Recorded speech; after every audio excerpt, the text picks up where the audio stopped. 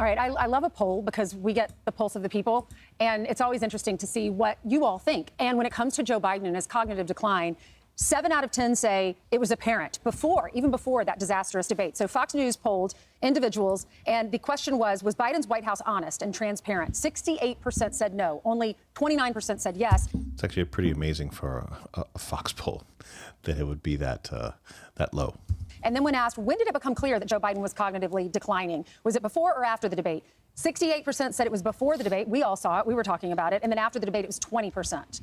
Yeah, well, 9% are still in denial. I'm surprised it's only 7 out of 10 because we had so many examples. In fact, our producers put together a little montage of what the American people saw, and that's why we see these poll numbers. Watch this. That $2 trillion tax cut benefited the very wealthy. What I'm going to do is fix the tax system. For example, we have 1,000 trillionaires in America.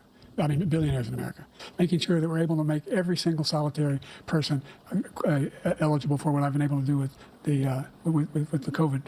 With dealing with. That was such a setup. Like looking back at it now, he was set up. Like they knew exactly what they were doing. Like whoever his handlers were, whoever was giving him the meds, whoever was doing whatever, they just turned it down a little bit for that debate to get him out. You know, like when you think about it, either that or there was just no need to do the debate. You know, I mean, they knew it was going to happen, especially if they didn't really amp him up. You know, everything we have to do with look, if we finally beat Medicare. Thank you, President Biden. President Trump. Well, he's right. He did beat Medicare. He beat it to death. And I'm going to continue to move until we get the total ban on He's a damn funny guy. The total initiative relative to what we can do with more Border Patrol and more asylum officers. President Trump? I really don't know what he said at the end of that sentence. I don't think he knows what he said either. So this is what I find. It drove me nuts that everyone jumped off after the debate because we've been sitting here on the couch and we've been saying, what was that speech? That made no sense. He doesn't know where he's going. He can't walk up steps. He can't walk down steps.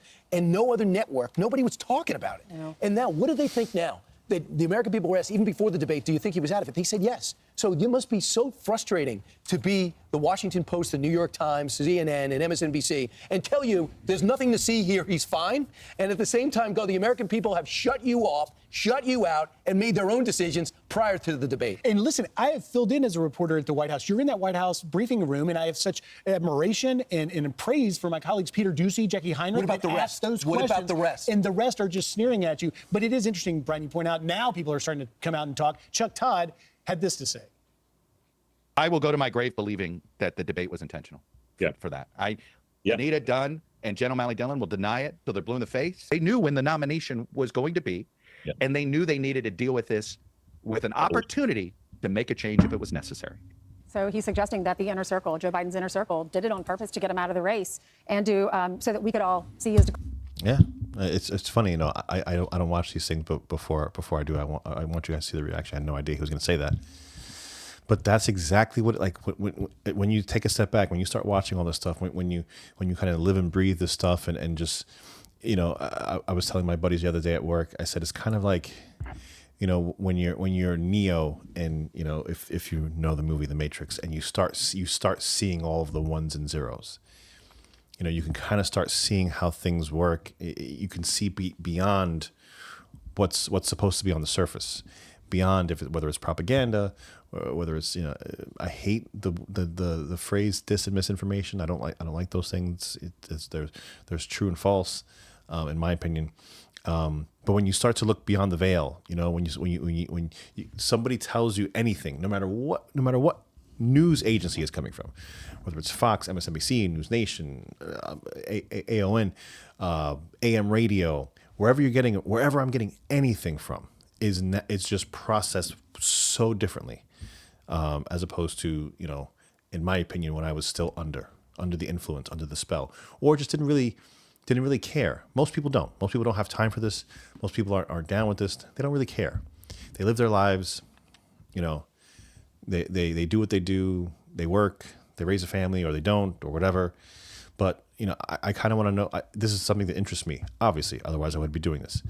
So the inner works of how this stuff functions and how it changes people, right? It changes people's minds. It influences them. It's just super interesting to me.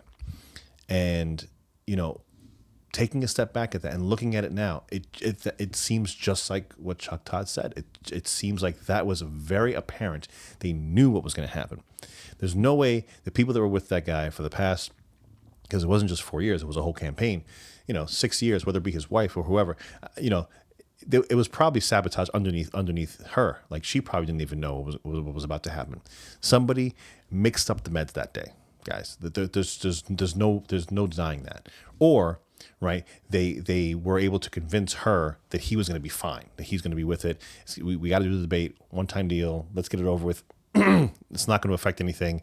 And they got to convince her, to convince him to allow that to happen, because there's no way in hell that the actual people in the know knew that was coming. They knew it was coming.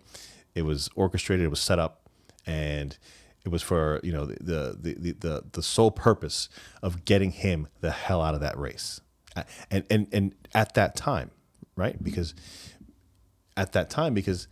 now, Kamala didn't have to campaign for the nomination. She was going to be appointed. It kind of all like coincided. The Kamala thing is still also like up for debate. I don't know if you guys remember the interview that Tucker did with an insider. I forget who it was, but he had said that they didn't want Kamala, right? They didn't know how to get rid of her. And I guess Joe Biden's last FU to them was, I don't know if you guys remember, but Joe Biden declared he was going to drop out of the race on a Sunday, right? Via X. Crazy, how crazy that is. Friday, he's saying, I'm in the race. Sunday, an X post comes out saying he's dropping out of the race. No endorsement drops. 2 days later, he comes out and endorses Kamala. Like, I forget who Tucker was interviewing, but he basically said that Joe Biden didn't drop out of the race. It was a coup, through whoever, the people that were going to get him out. And then as a last FU, that Joe Biden against those people that got him out of the race, he says, well, you know what? Screw you guys. I'm endorsing Kamala. I can totally see that happening. I can totally see Jill orchestrating that, because I'm sure she was furious when they teamed up against him to get him out of the race. But let's see where this ends up, guys. If you can subscribe, it does me a lot of good. As a small channel, helps me out a lot. If you can hit a like if you like it, and share if you want to share it, and also comment if you want to talk to me, ask me a question, comment, concern, obviously a comment. You can do it down below, and I will answer anything that you have to say. Let me get back to the clip. Decline, it would be exposed. When you watch that soundbite, though, I mean, we all lived through it. We did as a country. But to watch it again, I'm like, how in the world did his inner circle ever think that he could serve another 4 years? He couldn't even speak. He didn't know what he was talking about. I mean, it breaks your heart to watch. He didn't have to serve another 4 years, right? He didn't serve the 4 years prior. I mean, this is, this will be something if the U.S. is still around and flourishing 100 years from now. This will be a really interesting thing to read in the history books. It might just be a blip. Right, but anyone that's like a historian and then digs deep into this and just realizes that, wow, like shit, like we had no president at that time. Like there was somebody who wasn't elected. There were people that were not elected that were running the show during these 4 years. That's absolutely the truth. Someone get older and experience that, but on the national stage and to run for president. And Donald Trump's last line, I don't know what you said, and I don't know what you said, and I don't think you do either. That was the line that stole the debate. Everyone walked away like, he's right. Yeah. Well, it ticked Trump off that people were saying, I didn't win the debate, that he just, he's inept. And he's like, what are you talking about? He sat there and took everything he threw at us, tried to make sense of it. And I think Trump won as much as Joe Biden lost. But here's the one thing. I don't have any proof of it yet. Maybe Jake Tapper does. But it made no sense to have a June debate. It made no sense because Trump was in May on trial. We didn't have conventions until July. It was the earliest debate ever. Yeah, no one even knew it. So they said, we are going to forget about the debate foundation or whatever. So you're saying you agree with Chuck Todd? I have nothing to go on, but I agree with Chuck Todd. The only thing I kept saying to myself, why does he want it? Because there would be a reason, because they always thought that Trump was not a worthy candidate. I don't think he should be running for office, and we would have just moved on. But instead, he demands an early debate, and what the result of that would be is that they have enough time to pick another candidate. The polls were terrible. He was about to get crushed by Trump. He was down by like 15 points. That's why Nancy Pelosi picked up the phone and said, put Donald on. What poll are you telling Joe that he's even with, that he's within striking Anita distance? Dunn said they did the debate early because they wanted America to see Donald Trump. They wanted him to receive more scrutiny for his rhetoric and his political I don't believe agenda. She has lost all credibility. I have nothing on her. And I You can't agree believe with the Chuck family. Todd? I do. I'm Steve Doocy. I'm Brian. Yeah, man. That was actually my analysis too. I think Chuck Todd hit it on the head. Yeah, again, like he was saying, super early debate. No reason to do it. There was no reason to do that debate at that time.